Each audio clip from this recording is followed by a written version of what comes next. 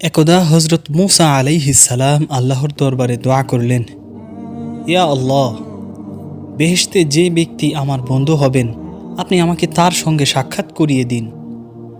আল্লাহ রাব্বুল আলামিন বললেন, হে মুসা, অমুক শহরে অমুক বাজারে গিয়ে দেখো, এই রূপ চেহারার এক কসাই পাবে, সে ব্যক্তি বেহেশতে তোমার বন্ধু হবেন।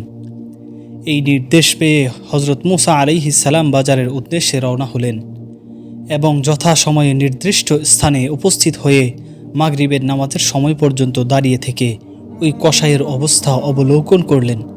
তিনি দেখলেন ওই কসাই সন্ধ্যার সময় কিছু গোশত একটি ব্যাগের ভিতরে নিয়ে বাড়ির দিকে রওনা হলেন। হজরত মুসা আলাইহিস সালাম ওই কসাইকে বললেন, ও হে, তুমি কি আমাকে তোমার বাড়িতে মেহমান হিসেবে নিতে পারো? তিনি বললেন, হ্যাঁ। অতঃপর তিনি তার সঙ্গে তার বাড়িতে গেলেন।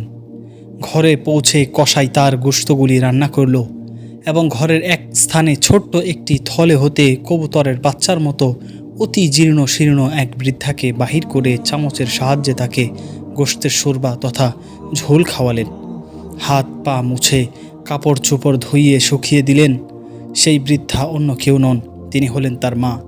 বৃদ্ধ মা ঠোঁট নেড়ে অস্পষ্ট স্বরে কী যেন বললেন। তারপর আবার বৃদ্ধা মাকে থলের মধ্য রেখে একটি পেরেকের সাথে ঝুলিয়ে দিলেন।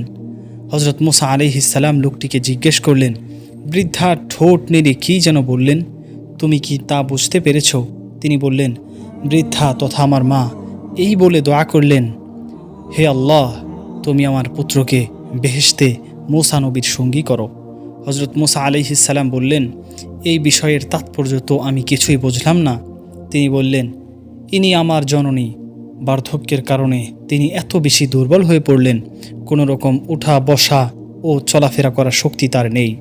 সুতরাং আমি তাকে এইভাবে তার খেদমত করি এবং তাকে খাওয়াই ও পড়াই থাকি।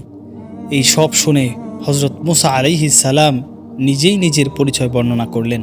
বললেন, ধন্যবাদ তোমাকে, আমি মুসা, আর তুমি বেহেশতে আমার সঙ্গী হবে। এই ঘটনা থেকে আমাদের শিক্ষণীয় বিষয় হচ্ছে, প্রত্যেকটা মানুষেরই আমাদের নিজের পিতামাতার খেদমত করতে হবে।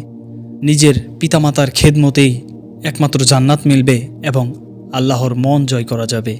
আজ এই পর্যন্তই, দেখা হচ্ছে নেক্সট কোনো ভিডিওতে। ততক্ষণ পর্যন্ত সকলেই ভালো থাকবেন, সুস্থ থাকবেন। আসসালামু আলাইকুম ওয়া রাহমাতুল্লাহ।